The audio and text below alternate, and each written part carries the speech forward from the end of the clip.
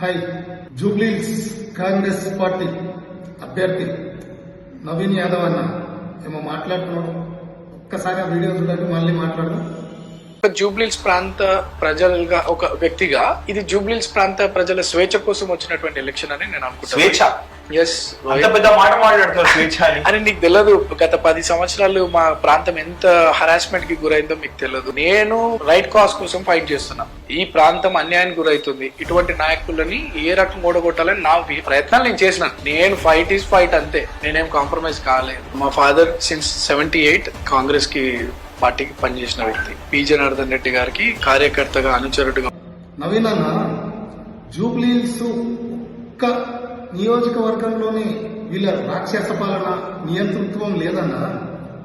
10 ఏళ్ల కాలం తెలంగాణ రాష్ట్రాన్ని మొత్తం గుప్పెట్లో పెట్టుకొని జనాల మీద రాక్షసుల్లా పడి వాళ్ళని చిత్ర హింసలకు గురి చేసిన దుర్మార్గులన్న ఈ బీఆర్ఎస్ పార్టీ ఎదవలు.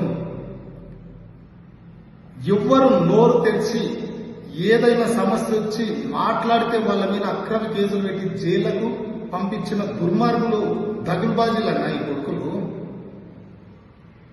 తెలంగాణ రాష్ట్రం ఏర్పడ్డ తర్వాత ఏ ఒక్క తెలంగాణ ఉద్యమకారులు గాని, ప్రజలు గాని, నిరుద్యోగులు గాని కనీసం ఫోన్లో మాట్లాడుకునే స్వేచ్ఛ కూడా లేకుండా ఫోన్లు ట్యాపింగ్ చేసి వాళ్ళని చిత్ర హింసలకు గురి చేసి భార్య బిడ్డలని కుటుంబంలో చిచ్చు పెట్టి విడిపోయే వరకు తీసుకొచ్చిండ్రన్న ఈ దరిద్రులు. వీళ్ళ పరిపాలన తెలంగాణ రాష్ట్రంలో ఫోన్ మాట్లాడాలంటే భయపడే పరిస్థితికి వచ్చింది.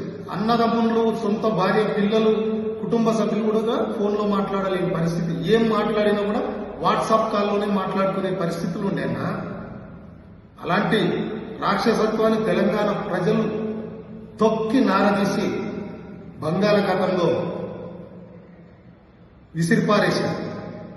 జూబ్లీహిల్స్ ఒకటే కాదు, మీరు జూబ్లీహిల్స్ ఒకటే అనుకుంటున్నారన్న. ఆ రాక్షసత్వం అనేది తెలంగాణ రాష్ట్ర వ్యాప్తంగా ఉండే. తెలంగాణ ప్రజలు ఇప్పుడు స్వేచ్ఛగా బతుకుతున్నారు ప్రజాపాలనలో. Thank you.